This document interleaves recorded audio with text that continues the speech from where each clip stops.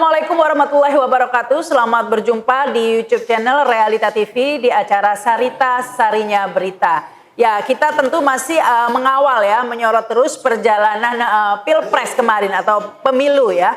Karena hingga saat ini ya, ini terus bergulir. Kalau real count KPU ini sudah menunjukkan 77% ya, dengan angka yang nggak jauh beda dengan quick count, yaitu 58,84% begitu ya. Namun tidak demikian dengan real count dari tim Anies ya, dan analisa lain yang kemudian menimbulkan tekanan kuat ya, bahwa pemilu ini memang secara sistematis telah dilakukan secara curang, atau dengan kata lain sudah semacam formalitas saja. Hasilnya 58% ini sudah keluar sebelum pemilu, jangan-jangan begitu ya.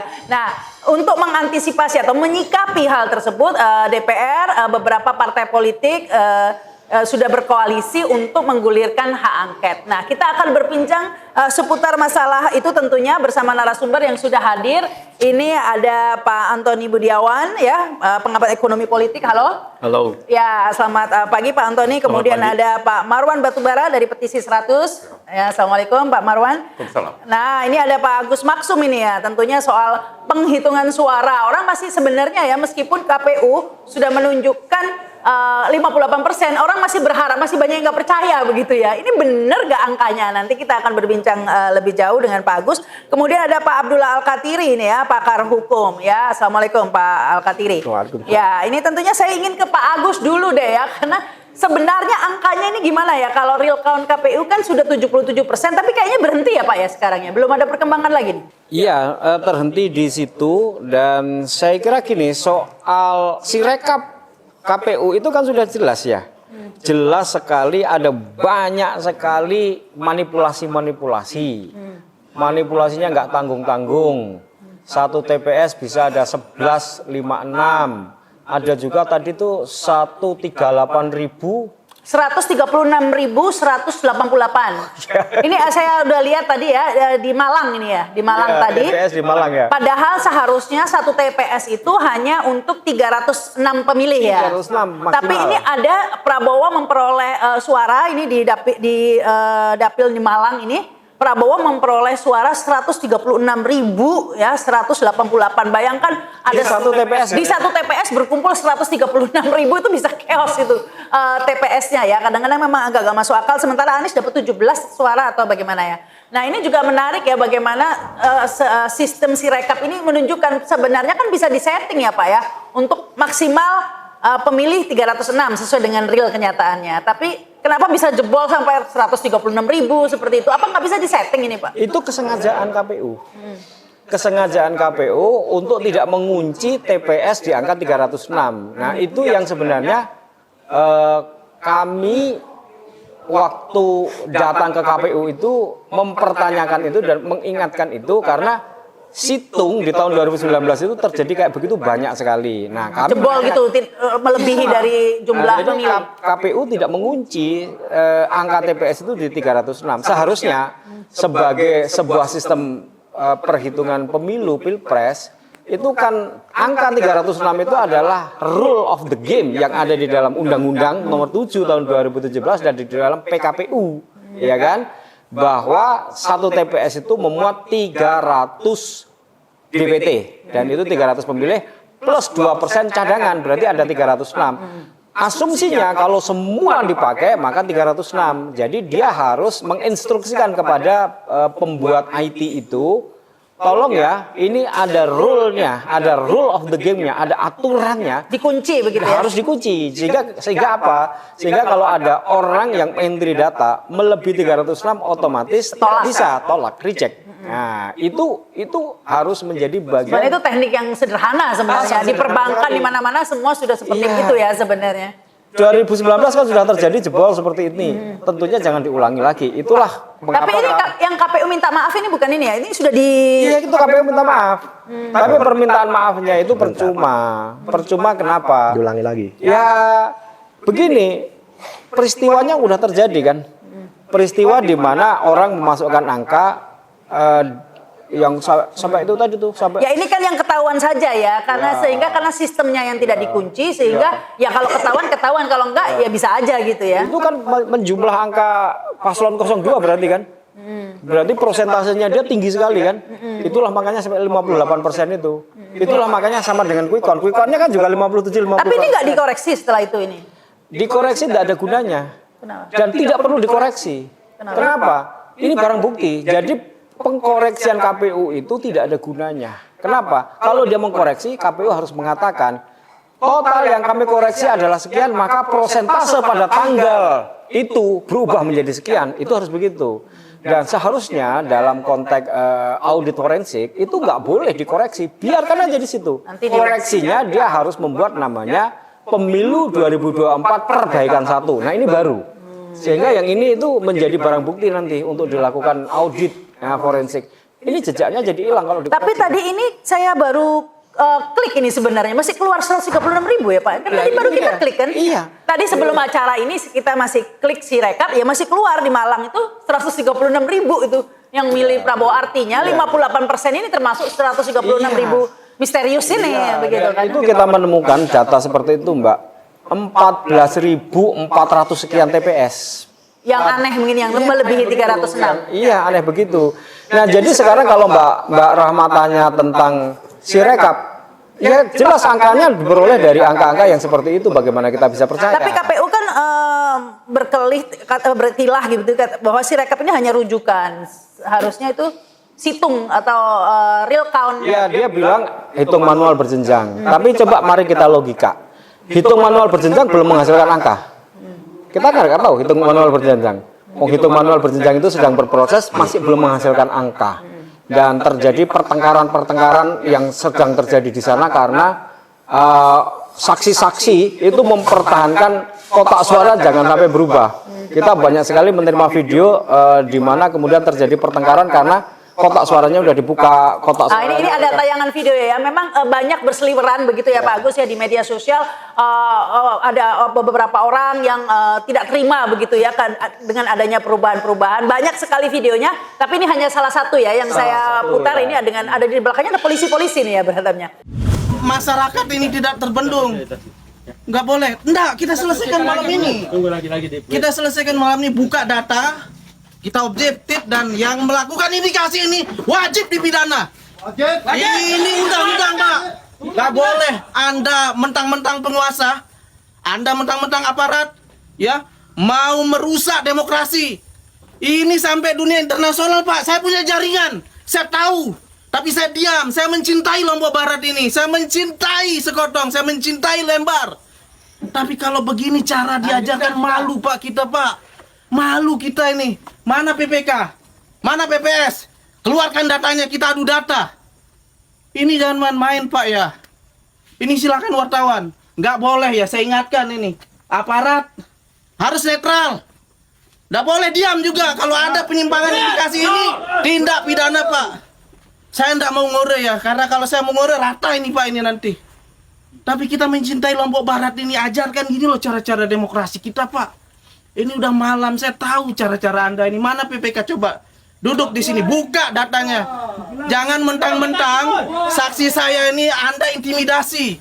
Dengan membuat nanti di KPU dibuka bullshit itu, omong kosong itu cara-cara penjajah Pak itu. Kalau ada masalah di TPS, selesaikan di tingkat TPS. Kalau ada masalah di tingkat PPK, selesaikan. Ngapain mau dibawa? Ini kan real ini. Catat ini. Bila perlu viralkan se-Indonesia. Jangan sampai Lombok Barat ini dicederai oleh perilaku-perilaku bejat para oknum yang tidak bertanggung jawab, merampas hak-hak rakyat, merampok hak-hak rakyat. Ini saya ingatkan ini Pak. Ini catatan terburuk demokrasi kita. Kalau ini dibiarkan Bapak Ibu sekalian, ya bahaya Pak. Ini yang mengancam demokrasi kita ini. Nggak ada kesempatan orang-orang yang tidak berdaya ini untuk bisa jadi. Karena disetting dengan terstruktur, dengan sistematis, masif Pak. Nggak boleh ya. Saya ingatkan sekali lagi, aparat tolong diamankan ini semua. Dan ini sudah ada indikasi tindak pidana Pak ini. Tindak pidana pemilu Pak ini. Jadi yang terjadi adalah hitung manual berjenjang yang menjadi patokan itu belum menghasilkan angka sekarang. Kita belum tahu. Angka sekarang yang menjadi patokan kan Sirekap. Ya, Sirekap ini yang menjadi berita. Mungkin Mbak Rahma juga merujuk ke situ tadi, mungkin juga stasiun-stasiun televisi yang lain-lain merujuk ke situ, bahkan internasional merujuk ke situ. Sekarang kita mau bilang apa? Bahwa itu jadi rujukan. Oke, ini rujukan. Tapi dari KPU sendiri ada keluar nggak sih? Berapa sih sebenarnya yang benar itu ada berapa angkanya nggak? Ya itu yang ada di Sirekap itu. Selain Sirekap kan Sirekap ini banyak salahnya. Nggak ada angka dari situng berjenjang itu nggak dirilis. Nggak ada. Itu tadilah yang sebenarnya saya minta. Kalau KPU sudah mengakui bahwa Sirekap itu Kacau lah ada ya. kacau, ada kesalahan, walaupun pengakuan itu tricky, menipu. Menipunya begini, saya bilang menipu dan ini harus dipidanakan aja tuh ketua KPU itu. Dia bilang kesalahan itu terjadi karena kesalahan teknologi yang namanya OCR. OCR itu Optic Recognize Character, artinya kamera yang bisa membaca angka gitulah. Nah, itu dia katakan salah. Sehingga kemudian muncul angka 136.000 ya. Itu dia katakan terjadi karena kamera OCR salah membaca. Nah, simpel gampangnya Pak Hasim tak kasih tahu, kalau sampean kunci, kalau Anda kunci itu TPS di 306, kalau OCR itu salah, maka nggak akan masuk, reject. Nah ini masuk, jadi ada satu kesengajaan. Kenapa kesengajaan?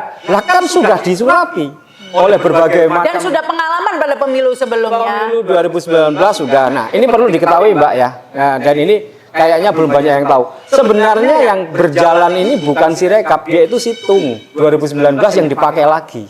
Sirekap itu nggak berjalan. Nggak berjalan.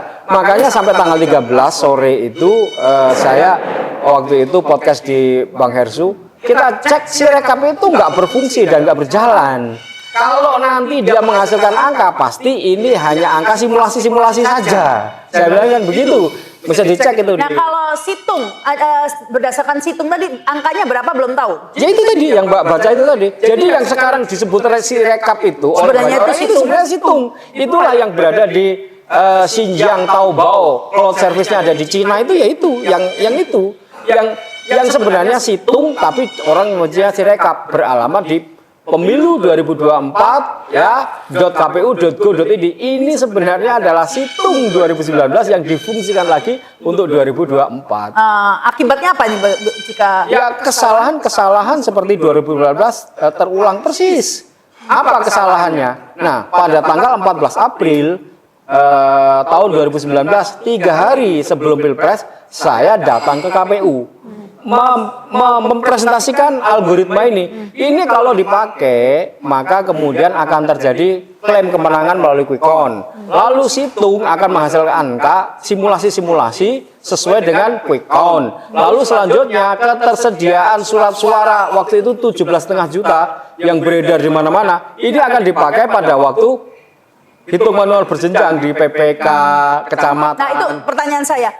Itu kan bisa direkayasa ya kalau situng atau rekap. Tapi kan kita tetap masih punya bukti ini Pak Agus, yaitu adalah C1 atau C hasil. Ini kan harus cocok, nggak bisa diganti kan sebenarnya. Kalau nggak cocok dengan C hasilnya gimana? Logikanya begitu, tapi yang terjadi kan di lapangan kan begini. Di lapangan itu kotak suara itu sudah diubah. Entah bagaimana berubahnya. Lalu pada waktu pleno kecamatan terjadi perbedaan kan antara saksi memegang C hasil yang Mbak bilang tadi. Loh, kok beda nih, protes lah saksinya. Kemudian dengan di sana protes. Oke, terjadi hitung ulang. Ya, terjadi selisih, terjadi apa itu namanya sengketa di situ. Maka penyelesaiannya apa? Buka kotak surat suaranya. Nah, kotak suaranya udah kardus digembok. Udah diganti kan? Kalau sudah dibuka, maka kan jadi kan itu. Malah jadi sah malah ya. Nah, jadi sah. Disitulah proses masuknya. Nah, jadi suara sah jadinya. Iya, proses masuknya. Nah, itu pertengkaran yang saya terima videonya banyak sekali di PPK. Itu kan bahkan iya termasuk juga caleg dan lain sebagainya ya. Sama kan banyak juga caleg yang marah-marah di videonya yang nggak dapat suara. Nah, ini juga Anies juga mengalami masalah begitu ya. Tadi kita sempat ngobrol. Ya ini selamat datang nih Om Lim. Yuk baru datang nih Om, macet ya Om. Ya Jadi sempat ngobrol tadi juga bahwa Anies di beberapa TPS bahkan di Jawa Tengah itu ada sekitar 300 TPS gitu ya. Anies tidak mendapat suara sama sekali, begitu. Nol. Kemudian di Jakarta. Ada saksinya nggak? Saksinya ada, berarti saksinya Anies nggak milih Anies itu logikanya kan ya kan? Karena nol. Impossible sampai 300. Nah dan impossible-nya lagi itu Nasdemnya dapat suara, PKS dapat suara, PKB dapat suara. Pilegnya dapat kursi, DPRD, DPRI dapat kursi, tapi Aniesnya nol. Nah ini di 300 TPS. Di Jakarta ada 5 TPS. Tadi kita ini salah satunya di Kedoya, itu kantornya Metro TV. Berarti ketahuan nih pegawai Metro TV nggak ada yang nyoblos Anies. Itu nol juga ya. Ada 5 TPS di Jakarta yang nol Anies. Tadi sepintas kita sempat buka, nanti saya tayangkan ya di layar. Jadi keanehan-keanehan seperti itu banyak sekali. Ini sudah tidak bisa dipungkiri begitu ya. Iya, jadi kecurangan ini sudah sistemik terencana. Mulai dari di dalam algoritma saya itu dia mulai dari quick count dulu. Quick count dibuat sekian. Lalu si rekap itu hasilnya sama dengan quick count. Untuk membuat si rekap sama dengan quick count, maka kemudian TPS yang harusnya dikunci ya 306 itu nggak dikunci, dibuka. Itu untuk apa? Untuk memberikan peluang kepada intruder yang ada di dalam sistem, atau Pak Refli Haryanto menyebutnya invited intruder. Ini tambah itu lagi. Penyusup yang diundang. Penyusup yang diundang gitu loh, atau penyusup resmi, penyusup yang diizinkan kan Ya, gitu. ya. Untuk kemudian dia mengotak-atik data. Nah ini kan sebenarnya kalau kita mau bicara ya Pak Agus sudah banyak sekali ya modusnya itu kan sangat mudah sebenarnya ya untuk ya tadi itu karena apalagi kalau melibatkan penyelenggara, melibatkan aparat tentunya akan lebih mudah itu dilakukan ya. Sebenarnya kalau celah karena kan ini kan banyak buktikan itu kan selalu kan apalagi Mahfud MD bilang itu kan pembuktian nanti di Mahkamah Konstitusi kalau bisa dibuktikan begitu ya. Nah ini bisa dibuktikan nggak ini Pak Agus pertanyaannya? Buktinya banyak sekali, sangat banyak, teramat sangat banyak. Bahkan saya melihat ada sekian banyak pakar IT membuktikan dengan berbagai cara yang paling rumit, paling sulit untuk dipahami sampai yang paling mudah. Semuanya membuktikan dan menjelaskan satu fenomena yang sama, bahwa si rekap itu di situ ada celah yang dibuka secara sengaja oleh KPU. Lalu celah itu dimasuki oleh sebuah software, sebuah coding, sebuah script, sebuah robot, atau bahkan admin yang mengotak-atik angka. Otak-atik angkanya itu selalu menghasilkan angka sama dengan quick count. Ini terlalu banyak orang menjelaskan. Saya sebut aja Mas Ridho Rahmadi menjelaskan, Pak Jaswar Koto menjelaskan, Pak siapa lagi, bahkan emak-emak juga ada yang menjelaskan, KPPS menjelaskan. Apa penjelasannya? Sebelum dia mengentri data, itu sudah ada angka. Nah, kan sudah ada juga kan gitu. Berarti itu kan dari skrip yang ada di dalam itu. Nah, itu terlalu banyak. Nah, sekarang ini saya mau bertanya. Sekarang kok berhenti 77% ini berhenti kenapa ini Pak Agus? Nah, ini saya mengkhawatirkan yang seperti dulu itu bahkan tidak pernah selesai hitungannya. Ini kan pola yang diperoleh dari tim kami, auditor yang ada di Bantul itu ternyata dia mencatat masuknya angka-angka itu pada menit keberapa detik berarti catat semua. Dari C1 dimasuk. Iya, dari C1. Dan dia lihat dari si rekap. Ada reportnya nanti sudah saya kirim, Mbak ya. Itu kemudian yang dimasukkan dulu itu adalah yang 02 menang. Yang dimasukkan ke Sirekap. Iya, direkap. Misalnya kemudian dia mencatat di situ ada masuk data itu sebenarnya baru 21 tapi rekapnya bahkan sudah 30. Loh, duluan rekapnya dong daripada data yang masuk. Lalu kemudian berapa banyak TPS yang Pak Anies itu menang ternyata nggak masuk di dalam rekap dulu, masih ditahan dulu. Nah, itu ada datanya itu konkret ya. Misalnya beberapa TPS berapa ada nanti bisa ditampilkan. Tapi kesimpulannya begini, kesimpulannya untuk menjawab kenapa 77% itu berhenti adalah karena ada banyak data di mana TPS Pak Anies menang itu kan ditahan. Nah, kalau ini kemudian dimasukkan begitu saja, berubah ini nggak sama sama quick count nanti ya. Ini makanya sekarang terjadi penyesuaian. Itu tadi makanya kemudian ditunda dulu ya. Ditunda dulu. Itu makanya saya 2019 malah nggak selesai begitu. Iya, sama. Makanya aku juga udah bilang ya. Nanti lihat aja kalau sudah 70% dia akan mulai berhenti itu. Kenapa? Karena sisanya harus melalui penyesuaian.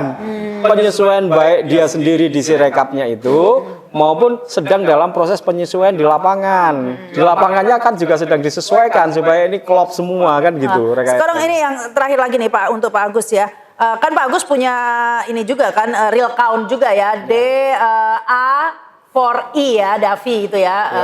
Nah, itu sekarang angkanya bagaimana nih Pak? Oh, Davi, Da4E itu sampai sekarang kita udah 132.825 TPS. Artinya 16% ya? Iya, 16,2% lah kalau persentasenya. Itu Pak Anies dapat 38,2%. Kemudian Pak Prabowo 48,8%, nggak sampai 50% ya. Kemudian Pak Ganjar itu 13,1%. Ya, itu. Ini memang baru 16% Ya, dari baru 16%. TPS, tapi penyebarannya merata begitu ya Pak ya? Ya, itu sebarannya sudah merata 35 provinsi. Oh, jadi bisa sudah semacam quick count sebenarnya. Kami ada pola quick count-nya. Oh, punya quick count juga? Gimana quick Orang kan count? sering bertanya, lo kok baru 16%? Jadi berapa hitungannya? Nah, kita punya konsultan quick count yang kemudian kita membuat quick count di dalam aplikasi kita, yaitu 4.000 TPS.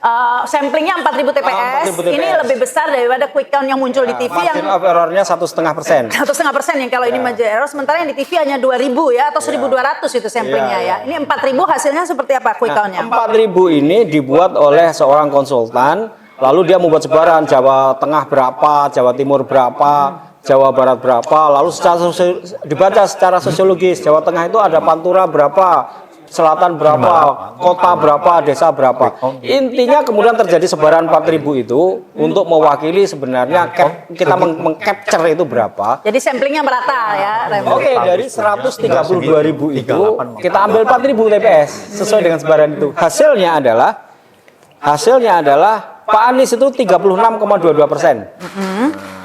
Kemudian Prabowo Subianto itu 46,07%. Kemudian Ganjar Pranowo, Pak Mahfud itu 17,7%. Nah, ini jadi gambaran quick count yang kita lakukan dengan 4.000 sebaran yang ada di dalam. Artinya tidak ada yang mencapai 50%. Harusnya 2 putaran begitu kalau versi quick count DA4 ini ya. Harusnya ini 2 putaran. Ya kalau nanti, tapi ya gini, ini kan hitungan kita. Sementara yang menetapkan kan bukan kita. Ya, jadi ya. Tapi kan bisa, nah ini mungkin ke Pak Marwan ini, kalau menyikapi kondisi ini hitungannya seperti ini, jelas ada terjadi perbedaan. Nah ini kan kalau didiamkan saja, ini kan publik tentu banyak yang kecewa ya Pak ya. Sampai sekarang pun meskipun quick count, real count, saya mencoba legowo katanya. Setiap kali saya seperti itu langsung protes semua itu di medsos saya. Jangan langsung terima. Nah ini apa ini upaya kita? Kan sudah ada hak angket ini Pak Marwan. Ya, saya kira harus diingatkan lagi kepada publik bahwa pemenangnya itu belum jelas. Harus diingatkan bahwa Prabowo itu kalau bicara perhitungan yang dibuat Pak Agus atau yang dihitung sendiri oleh KPU bahwa penangnya belum ada gitu. Itu satu hal. Tapi yang lebih penting adalah bahwa karena memang kecurangan itu sudah terstruktur, sistemik dan masif, maka yang lebih penting jadi pegangan kita bukan soal siapa pemenang, tapi bahwa kejahatan kecurangannya itu sudah TSM. Karena itu kita ingin ini dituntaskan dulu. Kalau ini sudah beres, baru rakyat itu bisa menerima, dan kita mengajak rakyat itu untuk bersikap bahwa kami tidak mengakui saat ini siapa pemenangnya, terserah itu versi quick count atau real count. Kami lebih membutuhkan penuntasan kecurangan TSM ini. Ini lebih dulu, ini lebih penting, dan itu caranya ya salah satu itu lewat angket. Bahwa dipersilakan ke MK, oke, mungkin itu bisa ditempuh, tapi yang penting kita tolak dulu, kita mau penyelenggara negara kita ini menuntaskan dulu masalah TSM, dan itu bisa lewat DPR, bisa mungkin lewat MK, tapi bisa juga lewat perlawanan rakyat. Karena rakyat tidak percaya. Jangan rakyat itu diminta untuk memaklumi kejahatan TSM yang sudah direncanakan. Dan pemerintah ini harus kita ingatkan. Dan sebaliknya, kita yang ada mungkin di 01 dan 03, ini harus bersatu untuk menyatakan sikap bahwa kita menolak hasil. Kenapa? Karena pemilunya curang. Kata kuncinya bahwa ini tolak. Tapi saya sebelum melanjutkan ke Bang Marwan, saya ingin balik lagi dulu ke Pak Agus. Pak Agus, angka-angka Pak Agus tadi quick count-nya 36%, Prabowo-nya 46%, maupun real count tadi itu ya, yang 132 TPS. Ini bisa dipertanggungjawabkan nggak gitu? Karena jangan-jangan nih ya, karena Pak Agus pro Anies, nanti angkanya dibikin-bikin juga nih sama Pak Agus. Gitu kan ada pertanyaan seperti itu. Davori itu kan kita sudah umumkan sejak hari pertama. Dan itu konsisten ajak aja. Prosesnya di sana bisa dilihat kan. Dari C1 yang kita peroleh dari relawan-relawan kita ya. Lalu kemudian tambahan H+7 ke sana itu kan C1 itu udah ada di Pampang, di kelurahan, di kecamatan, itu tambahan lagi. Jadi kita proses dari situ. Tapi nanti kalau nih, misalnya nih, saya bayangkan ini di MK ini kan. Kalau C1-nya diganti nanti Pak Agus atau Davi nggak bisa membuktikan dong. Kan memakai C1 yang lama sebelum dirubah. Ya kalau di di MK itu kita tidak berharap ke MK itu. MK itu jebakan Batman sudah. Jadi kita sudah melihat Mbak ya, di sini itu proses kecurangannya itu sudah terjadi. Jadi pidana-pidana, misalnya mulai dari DPT, itu kan pidana sudah jelas. Jadi saya lebih mengharapkan arahnya kita persoalkan pada proses-proses sengketa proses, misalnya ya pidana pemilu. 54 juta DPT, pidana terhadap Sirekap di mana KPU itu tidak membuat Sirekap mengikuti aturan ya. Lalu kemudian dia membuka celah itu dan itu adalah sebuah kesengajaan. Kenapa? Karena sudah pengalaman, sudah diberi surat, sudah dimintai kalibrasi. Oh, tapi dari situnya ya. Karena kalau bukti juga bisa diganti masalahnya ya. Jadi susah juga ya. Memang soal pembuktian itu permainan di pengadilan. Ini baru saja ya. Saya bersidang di Semarang, di Bawaslu Semarang. Di Bawaslu Semarang itu laporan 54 juta DPT itu disidangkan. Nah, saya dipanggil sebagai saksi.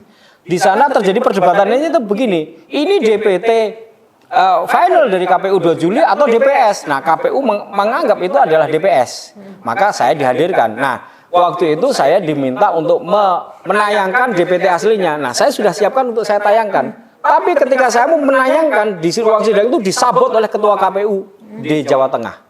Lalu dia menayangkan lain. Lalu kemudian saya diminta mengomentari. Saya ingat bagian saya minta, saya mau tayangkan DPT asli bahwa laporan 54 juta yang kemudian dilaporkan di Jawa Tengah itu adalah bagian dari DPT asli. Itu ketua sidangnya yang dari Bawaslu itu juga malah bersekongkol di sidang itu dan tidak boleh saya menampilkan. Jadi soal fakta, soal bukti ini nanti sidang badut-badutan. Oh, formalitas juga jadinya nanti ya. Oke. Karena itu kita fight aja dah. Oke. Baik, saya agak ya. Semua jalur ya. Saya ke Bang Marwan tadi ya. Karena Pak Mahfud MD mengatakan kan ya, percuma hak angket dan lain-lain itu kan nggak bisa membatalkan hasil pemilu. Yang bisa membatalkan hasil pemilu hanya melalui MK. Bang Marwan. Ya, saya kira kalau bicara tentang penyelenggaraan pemilu itu memang oleh KPU. Sementara angket ini terkait dengan kebijakan pemerintah, penyelidikan terhadap apa yang dilakukan oleh pemerintah, maka angket ini memang tidak akan objeknya itu bukan ke KPU tapi ke pemerintah. Sementara yang menetapkan hasil pemilu itu ya KPU. Pak Mahfud mungkin benar seperti itulah ya. Saya kira saya setuju dengan itu. Tapi masalahnya kalau memang kecurangan itu sudah sedemikian rupa, maka wajar juga kalau rakyat itu menuntut ini dibatalkan. Melalui jalur politik begitu ya? Ya, melalui jalur politik. Tadi kan bicara soal bagaimana bahwa ini penyelenggaranya adalah KPU, angket itu kaitannya dengan pemerintah. Nah, kita nanti bisa saja meminta penyelidikan apa saja yang dilakukan oleh pemerintah, mulai dari sebelum pemilu, termasuk soal misalnya mendiamkan DPT atau melakukan money politik dan sebagainya, mengerahkan polisi terutama ASN. Ini kan apa yang menjadi kebijakan pemerintah ini mempengaruhi hasil yang ada di KPU. Jadi ada hubungan juga. Maka saya kira DPR harus sungguh-sungguh segera menuntaskan masalah angket kecurangan pemilu ini. Nanti kalau memang ditemukan ada pelanggaran yang sangat penting dan masif dan juga ini bisa berdampak kepada hasil yang dihitung oleh KPU, ya otomatis saya kira itu bisa membatalkan hasil. Ya, karena itu saya berharap ya kalau ini sudah dimulai oleh PDIP, maka kita sangat mengharapkan PDIP itu konsisten. Nah, kalau PDIP sudah konsisten, maka yang ada di Amin ya, dan juga di 03 mungkin cuma P3 ya, ini saya kira harus segera memproses usulan angket ini, dan saya kira itu perlu dimulai oleh 25 orang anggota dari minimal 2 fraksi ya, PDIP dengan siapa nanti, atau bagi-bagi aja lah. Saya kira itu masalah memulai itu sangat mudah sepanjang PDIP konsisten dengan sikapnya, dan saya berharap ya PDIP itulah yang paling banyak dicurangi, dirugikan oleh pemerintah, oleh Presiden Joko Widodo. Masa sudah seperti itu masih saja bisa menerima dan bisa berubah sikap, tidak melanjutkan usul angket yang datangnya juga dari PDIP. Jadi harapan saya konsisten, lalu yang ada di Amin dan P3 itu juga ikut segera mendukung gitu. Jangan mengecewakan rakyat. Nah, sebaliknya kalau mereka sudah melakukan itu, saya berharap rakyat itu bersatu mendukung usul angket ini, dan kalau perlu berkemah di depan kantor DPR itu untuk menjamin bahwa mereka melanjutkan. Nah, nanti kalau hasilnya sudah bisa ditemukan kejahatan Presiden Jokowi di pemerintah lah, terutama yang dipimpin oleh Presiden Jokowi ini ditemukan oleh DPR, maka DPR bisa mengeluarkan pernyataan pendapat untuk nanti bisa dilanjutkan ke MK. Ya. Atau kalau tidak pun saya kira kalau rakyat terus bersuara, maka ya, suara rakyat, suara Tuhan. Batal, gitu. Ya, Pak Mahfud MD memang benar ya bahwa MK itu hasil pemilu yang menetapkan KPU, bukan pemerintah ya. Jadi yang harus menyelesaikannya adalah MK. Tapi kan kita tidak bisa senaif itu mengatakan bahwa KPU dan pemerintah ini benar-benar terpisah ya. Pada kenyataannya diakui sendiri oleh pemerintahnya yang cawe-cawe begitu ya. Jadi ini bukan dua makhluk yang berbeda antara pemerintah dan KPU, sehingga ya memang harus melalui jalur politik juga. Ini silakan Pak Antoni. Pertama begini, bahwa tadi Pak Agus sudah mengatakan bahwa pengadilan itu udah hopeless. Itu bagian dari badut-badutan ya. Terstruktur sistematis masif. Ya, formalitas itu bagian juga dari situ gitu kan, terstruktur bahwa Bawaslu semuanya diperintahkan untuk meredam ini semua, tidak menerima laporan atau bahkan juga bukti yang dibawa tidak ditampilkan, ya, atau bahkan begitu persidangan lalu ada degradasi supaya tidak bisa dibuktikan. Itu pertama.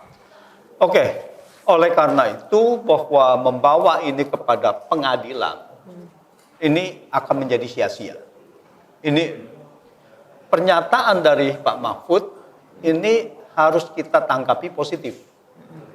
Artinya Pak Mahfud ini mengatakan bahwa nggak usah khawatir dengan hak angket karena tidak bisa membatalkan pemilu.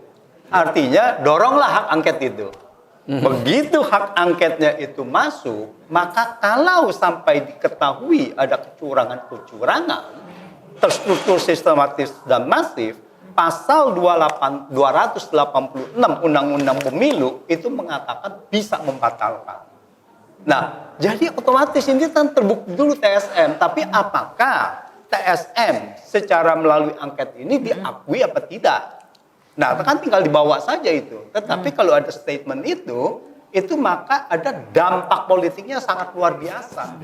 Nah, ini yang harus kita inikan. Jadi Mahfud ini untuk kalau saya membacanya adalah meredam.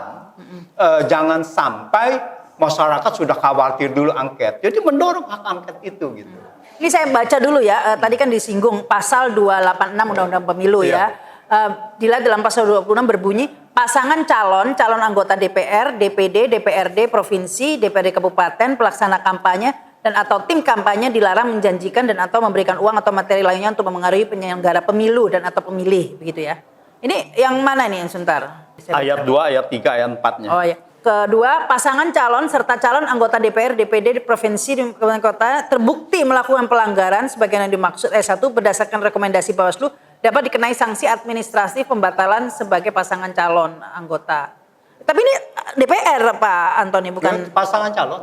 pasangan calon ya? Dan. Oh, dan ya, pasangan calon ya. Pelanggaran sebagaimana dimaksud pada ayat 2 merupakan pelanggaran yang terjadi secara terstruktur, sistematik, dan masif. Iya, pemberian sanksi terhadap pelanggaran sebagaimana dimaksud pada ayat 2 tidak menggugurkan sanksi pidana. Nah, jadi ada sanksi pidananya juga kalau terbukti untuk itu. Jadi artinya. Nah, ini pembuktiannya melalui MK.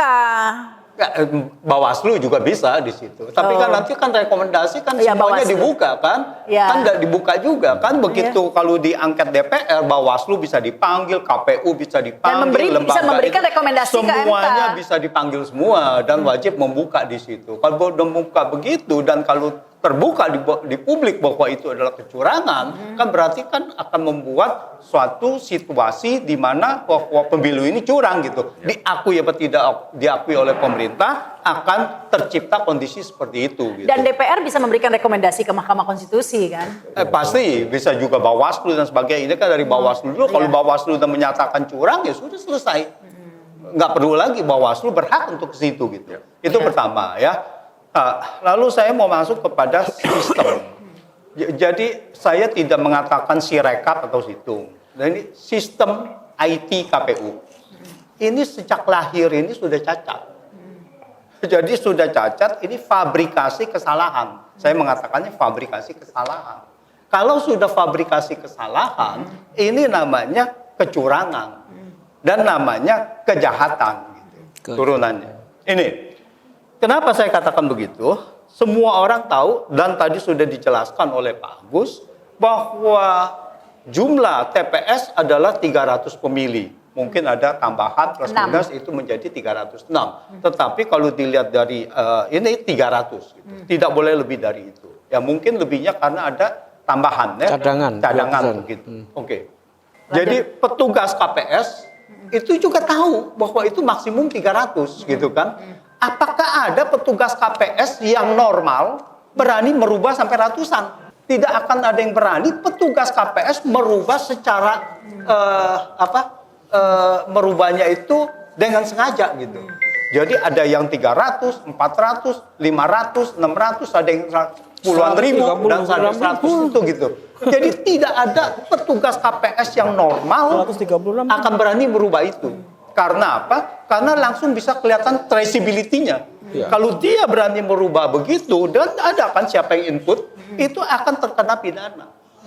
Nah, jadi saya melihatnya adalah ini bukan petugas KPS. Meskipun ada di beberapa tempat petugas KPPS itu mengatakan bahwa mereka disuruh dan sebagainya. Menurut saya ini adalah bagian dari bahwa membuat kesalahan ini adalah kesalahan human error. Ini kan yang dikatakan oleh ketua KPPU. Makanya mohon maaf ya, salah input lah. Salah input, salah apa segala. Ini tidak bisa. Kesalahan ini adalah random. Ya, jadi kesalahan ini disengaja. Pertama adalah kesalahan yang dilakukan oleh algoritma tadi. Ya, saya menyebutnya oleh hantu sistem yang ada di sistem gitu kan. Dia bekerja sendiri begitu. Ada di satu TPS itu mengatakan kenaikan menurunkan suara 01 3.465 sekian. Bagaimana dia bisa dapat 3.600 sekian itu? Itu yang nomor 1 dapat 34, terus yang nomor 2 3615 dan nomor 3 sekian. Jadi itu digabungkan itu menjadi itu. Lalu kemudian karena ada input 3 juta sekian dikoreksi. Kalau ini ada koreksi, kalau satu TPS bisa bersalah, berarti bisa ada 100 TPS bersalah. Ada bisa juga 1000 TPS yang salah. Kalau 1000 TPS bisa salah, maka bisa juga 10.000, 100.000. Tapi apakah masyarakat bisa menemukan itu? Itu yang diketemukan masyarakat yang kemudian dicoba untuk dikoreksi. Yang sudah diakui 2.325. Kalau ada 2.325 TPS bisa salah, bagaimana kita yakin bahwa tidak 500.000 yang salah? Jadi artinya sistem IT KPU ini tidak bisa dipakai. meskipun buat real count, buat dimasukin real count dan sebagainya sudah tidak bisa dipakai. Ini sudah cacat. Sistem cacat ini tidak bisa dipakai gitu. Makanya akhirnya berkilahnya itu memang nggak dipakai, hanya rujukan katanya, yang dipakai adalah hitung. Tidak boleh juga buat rujukan karena ini sesuatu yang salah gitu kan. Nah, terus yang dipakai apa? Kan itu kan pertanyaannya. Ya nggak bisa, ini harus diaudit, harus dilihat siapa yang salah dan kalau memang ini salah manipulasi harus ditangkap. Kan gitu kan. Ya. Jadi tidak bisa gitu. Karena gini, oh itu si Rekap memang ada kesalahan begini-begini, nanti ada hitungan. Nah hitungan yang aslinya ini tiba-tiba diumumkan malam-malam nanti, kan gitu. Iya itulah bahwa ini kita tidak bisa untuk pertama adalah hak angket ini justru mendorong untuk membuka itu semua. Jadi bahwa apakah ini benar ada kesalahan yang difabrikasi secara itu adalah hantu sistem ini bekerja ya untuk mengubah angka itu gitu kan. Bagaimana bisa dapat angka 3 juta sekian gitu, itu lalu dikurangin dan sebagainya. Itu apakah harus percaya aja dengan perkataan dari salah satu komisioner KPU? Kan tidak bisa, mesti ada bukti. Kalau sampai ada dia bilang di TPSA, lalu mengatakan bahwa itu ada input 3 juta sekian, itu harus diaudit. Siapa yang input? Ya. Kalau dia input adalah sistem, berarti ini kan fabrikasi. Dan saya yakin ini input adalah sistem. Tidak ada orang normal akan menginput 3.400.000 sekian suara gitu. Nah, jadi yang kedua fabrikasinya adalah karena sistem ini melalui algoritma dan dia harus melalui lebih dari 300, makanya dia untuk simulasi itu Jaswar Koto itu dia melihat bahwa pertama memang simulasinya adalah lebih dari 300, ada yang 700, 800 dan sebagainya. Tetapi kemudian dengan random tadi algoritma itu mereka akan menjadi normal menjadi semuanya 300. Jadi ini suatu yang luar biasa dan ini harus benar-benar diaudit gitu. Jadi yang kesalahan cuma 700, 800, 11.000, 11.000 ini adalah kesalahan temporary yang katanya dibenarin. Tetapi dibenarin yang tadi. Itu kemungkinan algoritma yang akan berjalan dan semuanya nanti akan dinormalize. Dinormalize menjadi sesuai dengan DPT tetapi suaranya sudah naik gitu. Nah, ini yang harus sinkron dong ditentukan. nanti ya. Iya, jadi nanti itu tinggal di dalam pembuktian C1-nya. C1-nya sudah tinggal disesuaikan ke situ gitu. Dicocok-cocokkan ya. Nah, sebetulnya C1 itu apakah itu palsu apa tidak atau difabrikasi lagi, itu juga sebetulnya bisa forensik audit dan itu akan kelihatan gitu. Bahwa itu siapa yang karena kan ada tanda tangan saksi. Tanda tangan saksi itu kelihatan bahwa nanti bahwa tanda tangan itu diproduksi apa tidak gitu. Nanti kelihatan juga gitu. Makanya pentingnya untuk audit forensik ini gitu. Jadi sebenarnya bisa dibuktikan. Ini silakan Pak Mengar, Pak. Ya, saya kira soal audit forensik ini kan sudah banyak yang menyuarakan. Dan DPR punya hak untuk melakukan pengawasan kepada lembaga negara ini. Apalagi lembaga negara ini sangat penting. Saya tadi merasa kurang nyaman kalau disebut intruder. Intruder itu seolah-olah orang luar.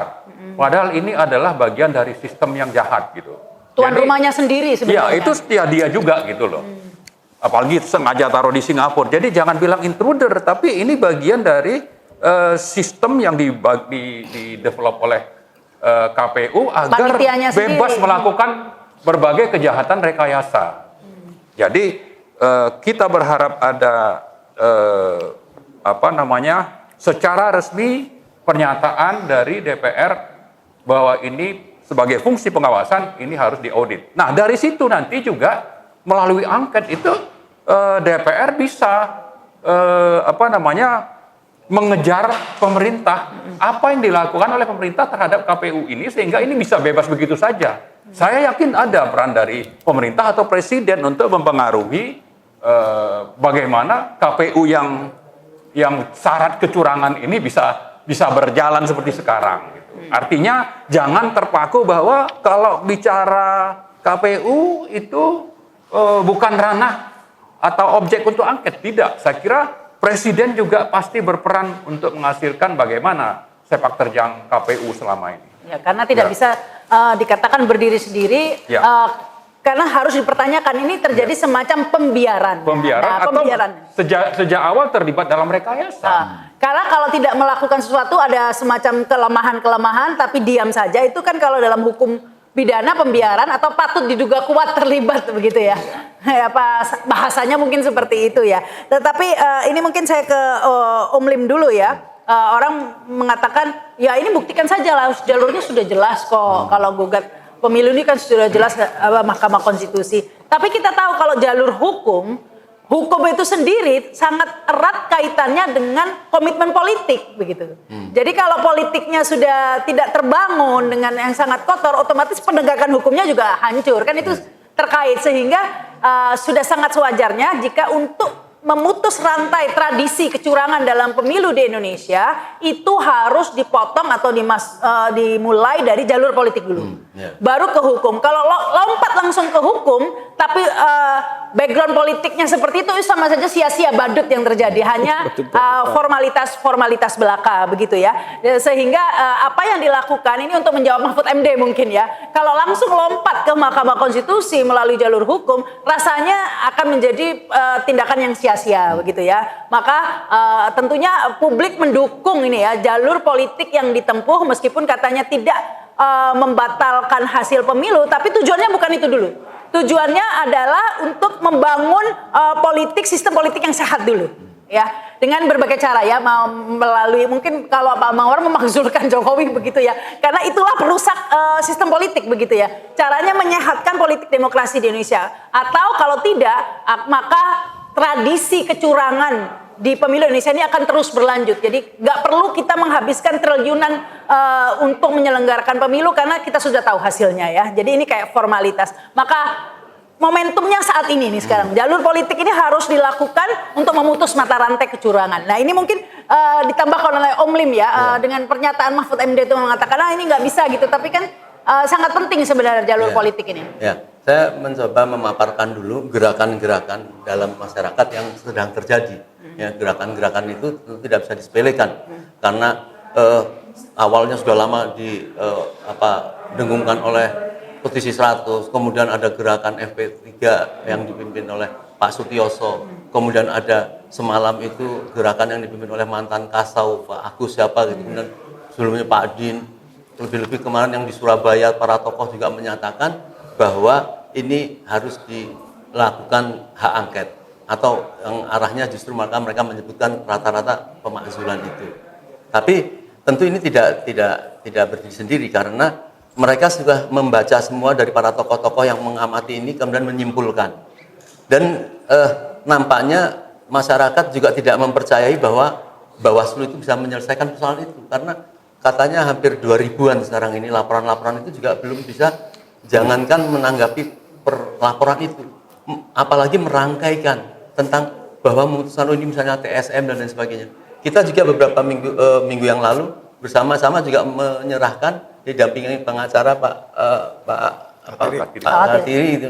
Juga kita belum tahu jawabnya seperti apa. Maka itu rakyat sudah tidak ingin mengharapkan itu. Sekarang semua teriakannya adalah angket, tolak MK. Dan ini harus didengungkan masyarakat yang sudah didahului para tokoh-tokoh itu. Nah ini yang temuan-temuan itu kami harap dari kelompok-kelompok masyarakat itu meningkatkan fakta kecurangan itu dalam bentuk data. Dan itu dipasrahkan kepada DPR untuk memberikan masukan-masukan apa yang harus mereka lakukan.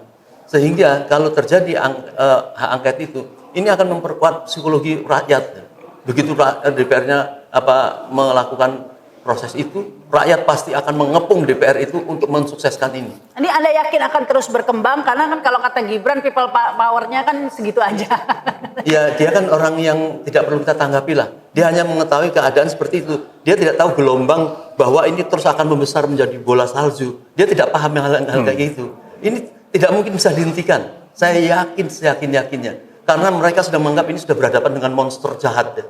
Monster yang sudah dibesar, memang kesalahan-kesalahan kita tidak menindak kelakuan Presiden Jokowi ini tentang pelanggaran konstitusi, sehingga terus pelanggaran inilah menjadi monster besar dan dia mampu membuat kelompok-kelompok yang punya berkepentingan ya partai dan sebagainya. Ini maka rakyat paham ini sudah merata dan saya seyakin-yakinnya di kelompok masyarakat ini tidak akan berhenti ini walaupun mereka berhasil dengan segala cara nanti mendeklarasikan. Tapi ini kalau dilihat namanya monsternya istilah Pak Nur Salim ya, Umlim ya.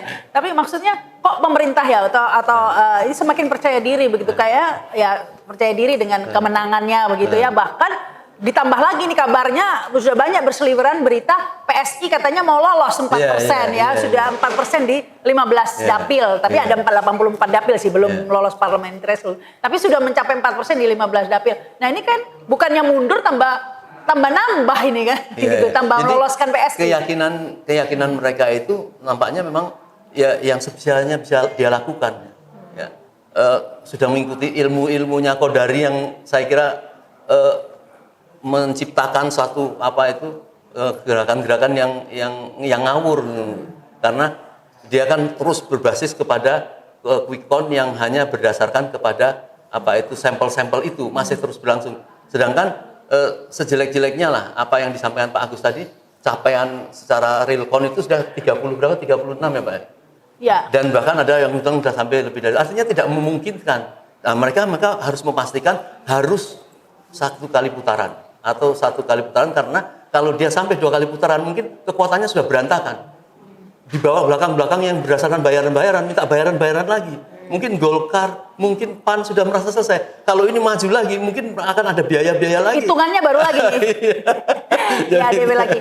Ya, ini mungkin saya ke Pak Al-Katiri ya. Nah, ini seperti itu hitung-hitungannya seharusnya prospeknya seperti apa? Karena dengan adanya hak angket ini, seharusnya ini hal yang positif ya, karena adalah jalur yang konstitusional begitu ya, bukan menimbulkan anarkis dan lain sebagainya. Bahkan ini sebenarnya suatu kanalisasi sebenarnya hak angket dari kekecewaan masyarakat ya. Kalaupun masyarakat people power yang katanya Gibran tadi sedikit begitu ya, itu karena memang mereka masih bersabar karena belum ada keputusan dari KPU begitu ya. Nah ini mungkin ditambahkan nih Pak Al-Katiri.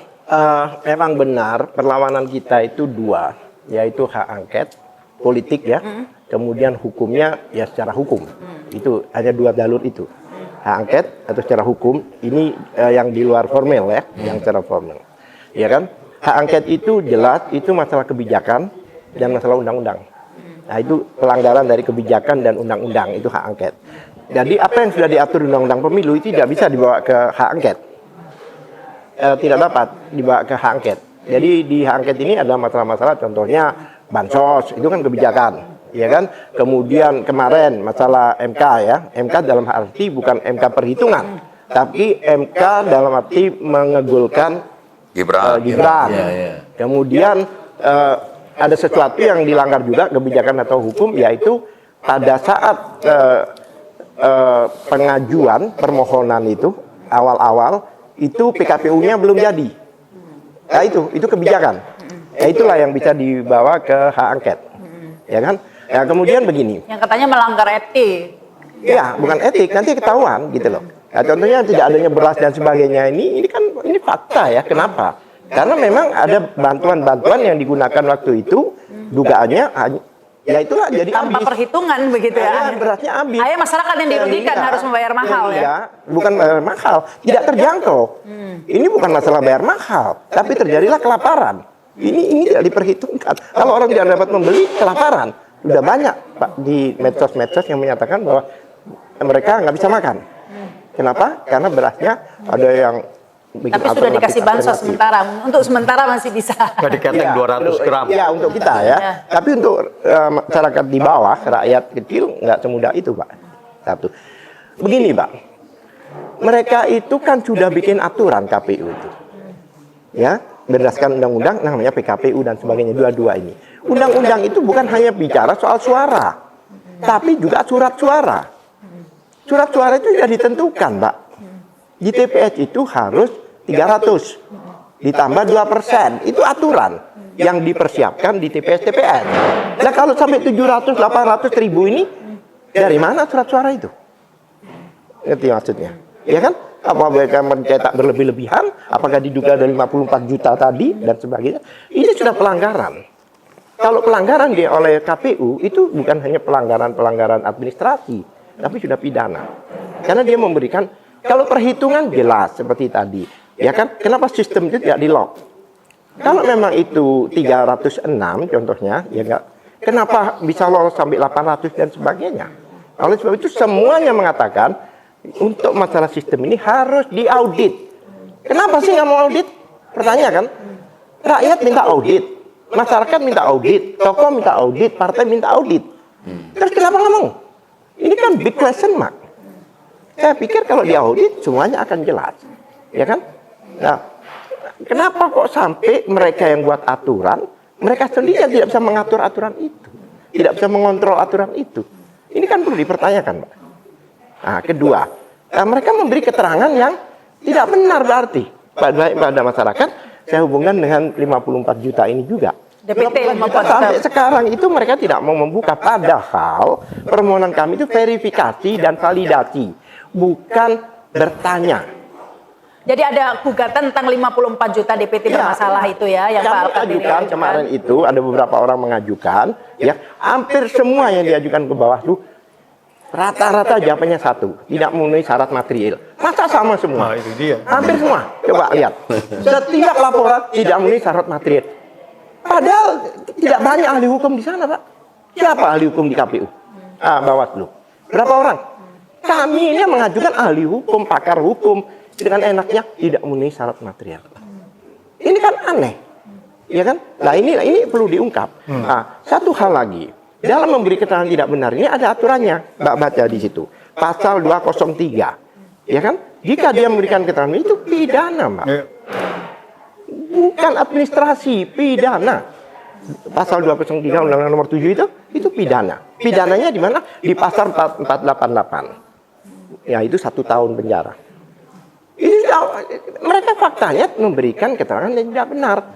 Contohnya 234 yang tidak ada orangnya dan sebagainya, ya kan? Ya, sekarang bayangkan aja, mereka yang membuat sistem, mereka yang menggunakan sistem dengan enaknya mereka mengatakan salah. Karena katanya jumlahnya sedikit, tidak terlalu signifikan. Sekarang kalau seandainya, pertanyaan saya, sistem ini dianggap alat, ya terus selama ini yang diinformasikan masyarakat apa? Alat, ya kan? Selama ini kan KPU harus terbuka, itu undang-undang. Ya. Kalau kita masuk situs harus di undang-undang. Dan berarti mereka memberikan keterangan tidak benar. Oke. Dan dalam pembengkakan ini, kenapa yang dibengkakkan hanya 02 kalau kekeliruan? Kalau sistem itu keliru, 03 dan 01 bengkak juga dong. Bengkaknya bukan bengkak tapi mengecil. Udah dikasih trombopop, jadi kempes. Iya kan? Bukan bengkak namanya. Yang namanya kekeliruan itu, Mbak, di 3 paslon ini harus keliru. Kenapa paslon ini bahkan diturunkan? Ya kan? Ini dibengkakkan. Ini kan suatu kesalahan. Kita nggak perlu bicara hukum, akal sehat aja. Jadi ada namanya lebah suara ini ya, yang suka menyengat. Ya, kalau namanya sistem keliru, Mbak, kan semuanya kena. Baik. Ini faktanya 02, 03 tetap, dan selama ini quick count dan sekarang ada real count, dari awal angkanya sama. Masa baru sekian persen sama, udah ditambah sama. Pokoknya Anies 5. paslon 1 24, sekian, ini 48, sekian. 58. Itu mulai sejak di Indonesia Timur. Masih berapa? 10%, 5%. Masuk akal nggak? Yang Iya. sekian jutaan itu angkanya masih tetap Baik, itu. ini sebenarnya kalau kita bicara soal kecurangan memang panjang nih, kayaknya nggak akan selesai ya, karena memang kecurangan itu sudah dimulai dari sebelum pemilu itu sendiri ya, Iya. sudah pengkondisian, bukan hanya pencurangan ini namanya, Iya, pengkondisian, iya. cipta kondisi istilahnya ya. Jadi sudah jauh kalau mau bicara kecurangan sebenarnya sudah terang benderang sebenarnya ya, ini sudah diketahui umum sebenarnya, tanpa pembuktian pun sudah terbukti dengan sendirinya, Iya. gitu ya. Nah, namun saya ingin kembali ke Pak Marwan ini ya, prospek dari hak angket itu sendiri, karena kan kader-kader dari partai politik ini banyak yang tersandera juga, termasuk PDIP dan lain sebagainya. Nah, ini kira-kira bagaimana nih Pak Marwan kalau melihat? Oke, sebelum menjawab itu, saya sangat berharap bahwa DPR itu supaya memperkuat argumentasi bahwa ini harus batal, itu di samping angket juga melakukan perintah audit forensik ke KPU. Nanti hasilnya itu bisa dipakai untuk menunjukkan bahwa memang rezim ini yang dipimpin oleh Joko Widodo ini memang bermasalah. Jadi ujungnya nanti adalah di samping tolak hasil juga segera proses pemakzulan Joko Widodo. Nah, itu saya kira yang sangat penting untuk jadi pegangan kita. Ini harus batal seperti Pak Antoni sebutkan tadi. Tolak hasil, maksulkan Jokowi. Itu tetap satu paket. Jadi, tapi ini proses dimulai dengan minimal satu hal, tapi kalau bisa digabung, yaitu angket pemilu curang dan audit forensik KPU. Nah, prospeknya saya memang di awal sudah mengingatkan tadi, ya, mengingatkannya itu bahwa Anda sudah mulainya itu dulu saya ingat angket MK oleh Masinton, redup. Ya kan? Nah, sekarang ini muncul angket tapi dari dari Ganjar, bukan dari anggota DPR. Nah, DPR-nya kemana gitu? Tapi belakangan memang kita mendengar dari DPR-nya itu juga ada yang bersuara. Nah, tapi sebagai partai yang mengusung dan ada Bu Mega, saya berharap ini tidak lagi kasusnya sama dengan yang diusulkan Masinton. Ganjar sudah mulai dan itu sudah stres oleh Bu Mega untuk ada angket, maka saya kira di DPR-nya juga harus sejalan. Itu sebabnya tadi kita berharap untuk PDIP konsisten, perhatikanlah perintah dari pimpinan tertinggi partai, tapi juga perhatikanlah rakyat yang begitu banyak kecewa dizolimi oleh rezim ini. Kalau memang benar-benar mewakili rakyat, maka DPR dari PDIP itu sudah harusnya berada di garis depan. Nah, selanjutnya dari Amin juga sama, jangan lagi ada yang bersuara kami nunggu dulu bagaimana kebijakan partai, misalnya apakah itu di Nasdem atau di PKS atau di PKB. Kalau PDIP sudah memulai, buru-buru itu dukung gitu. Jangan malah cari-cari dalih untuk nanti mipir tidak jadi mendukung. Jadi harus kita tekan terus ini ya. Iya, artinya ini harus kita kawal ini. Kawal ya, terus ya, karena memang kuncinya di partai politik. Ya, nah lalu setelah itu mereka sudah mulai, maka mari rakyat itu konsolidasi dan siapkan diri-diri kita ini semua untuk mengawal. Dan kalau memang perlu kita harus siap 2 hari datang ke DPR demo, saya kira itu sesuatu yang memang harus kita lakukan. Karena kita memang ingin supaya kemungkaran ini ditumbangkan. Ya. Apa itu kemungkaran yang harus ditumbangkan? Ya, presidennya harus turun, pemilunya batal, ya kan, tolak hasil. Ya. Baik, ini saya ke Pak Antoni ya. Jadi dari angket ini mungkin yang pertama itu sebelum membatalkan pemilu, karena itu akan prosesnya melalui Mahkamah Konstitusi dan lain sebagainya, yang perlu dilakukan juga adalah yang pertama kali dilakukan adalah membuktikan sejauh mana cawe-cawe Presiden Jokowi mempengaruhi hasil pemilu. Itu kan intinya begitu. Dan setelah itu baru karena hasil pemilu sudah dipengaruhi oleh cawe-cawe presiden, tentunya itu tidak bisa dipertanggungjawabkan, jadi harus ini. Seperti itu gitu Pak Antoni. Iya, jadi yang namanya TSM itu tadi kita ngelihat dari satu sistem ya. Jadi kalau kita lihat kecurangan, ini terstruktur, sistematis dan masif. Kalau kita bicara kecurangan terstruktur, mau tidak mau itu dilakukan oleh penyelenggara pemilu, oleh yang berkuasa.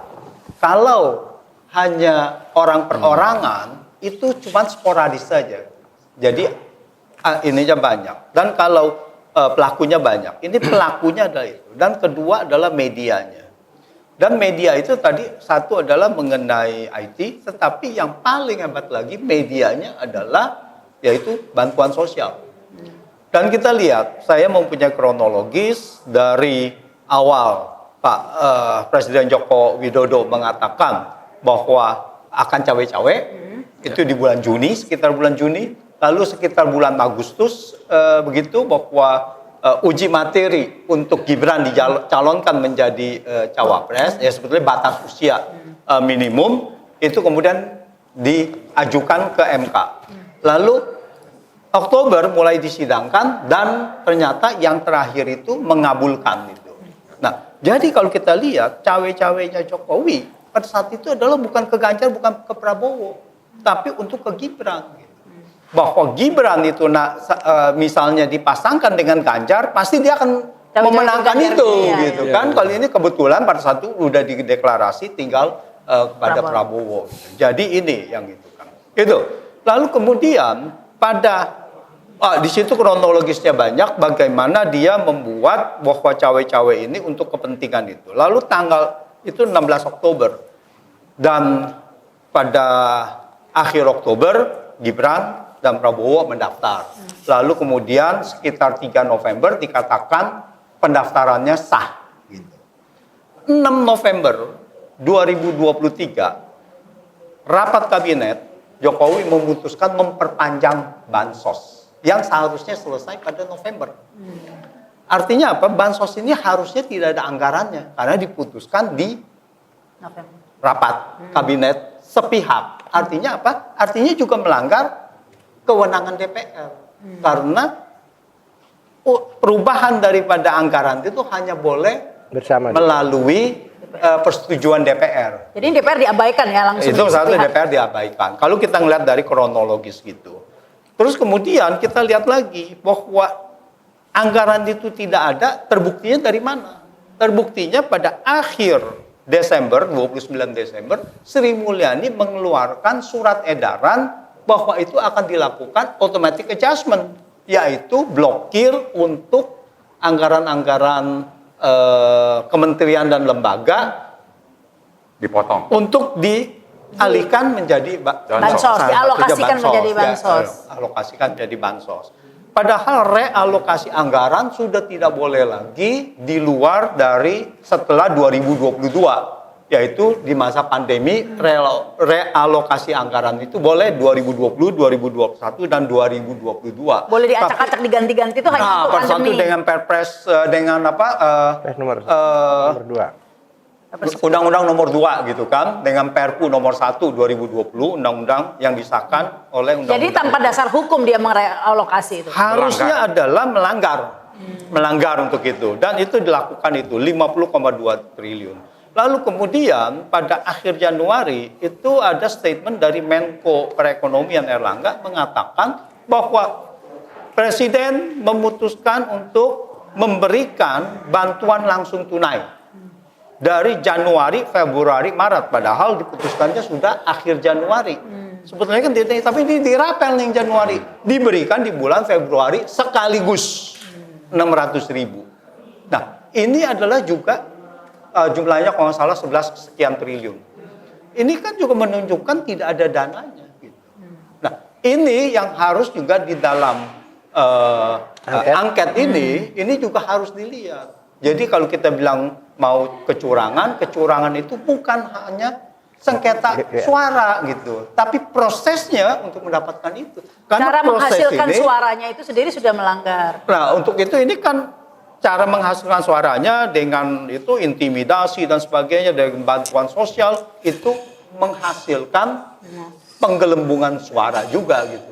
Bisa menghasilkan penggelembungan suara. Nah, fakta-fakta ini yang harus dicari. Kalau prosesnya ini terbukti benar bahwa ini bansos terbukti melanggar undang-undang dan melanggar undang-undang dasar karena hak DPR juga dilanggar, hak budget DPR itu dilanggar. Nah, ini sudah memenuhi syarat untuk dilakukan dengan menyatakan pendapat TSM dan menyatakan menyatakan pendapat untuk memutuskan itu. Jadi tadi tambahannya saya kira yang sudah disebutkan Pak Antoni itu bukan soal dari pemilunya sendiri, tapi juga bagaimana peran Presiden itu terhadap KPU yang sampai bisa berfungsi seperti sekarang ini begitu. Itu pasti ada peran Presidennya gitu.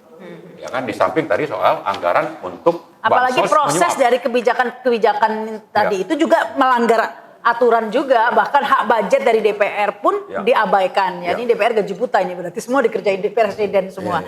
Ya ini mungkin ditambahkan ini Om Lim. Jadi saya ingin memantapkan apa yang telah disampaikan Pak Antoni dan Pak Marwan, bahwa saya termasuk yang tidak setuju kita terjebak pada kejahatan-kejahatan Pilpres ini. Karena kejahatan itu sebenarnya banyak sekali, maka ada pemakzulan itu.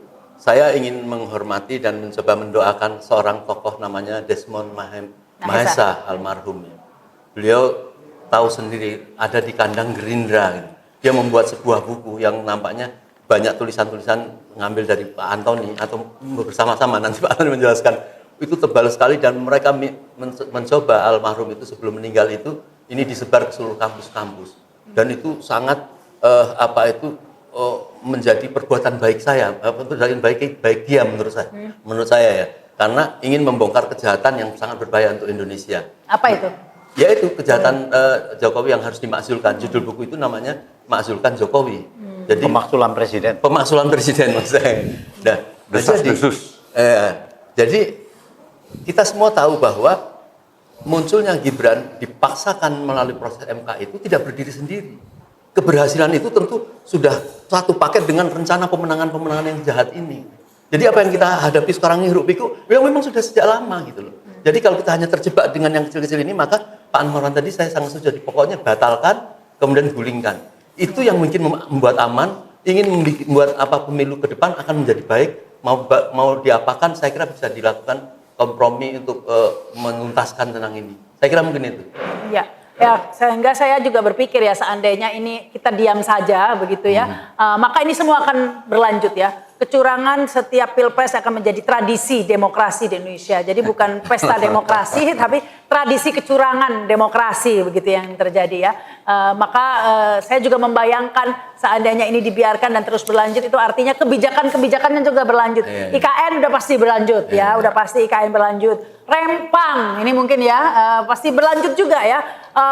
Ini tenaga kerja Cina pasti berlanjut juga kebijakan-kebijakan. Dan saya juga jadi teringat kasus ijazah palsu ini ya, nggak akan terungkap. Itu kasihan Bambang Tri sama Gus Nur, 6 tahun penjara begitu ya. Dan mereka harus melanjutkan itu semua ya. Dan tentunya kita dukung ini ya proses politik di DPR ya, agar bisa merubah lingkungan politik di Indonesia untuk menjadi lebih sehat. Dan untuk masyarakat atau rakyat harus terus bersuara ya, bagi kita yang masih bisa berpikir atau melihat, mengikuti politik di Indonesia. Karena sebagian mungkin tidak mengikuti perkembangan politik karena terjebak dalam kemiskinan ya Pak.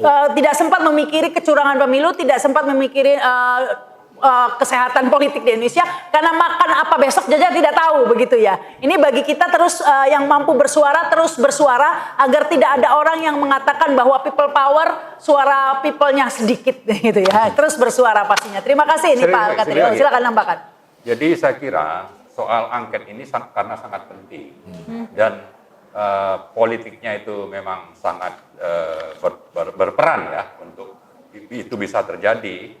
Maka saya kira bisa saja partai-partai itu butuh dukungan atau suara rakyat, tuntutan rakyat.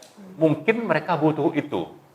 Ya, karena itu di satu sisi saya mengajak kita semua sebagai rakyat untuk mendorong ini bisa terjadi, tapi di sisi lain juga saya berharap ada komunikasi yang intensif ya antara partai-partai ini dengan rakyat dan partai-partai itu dengan mereka sendiri, supaya itu bisa terjadi.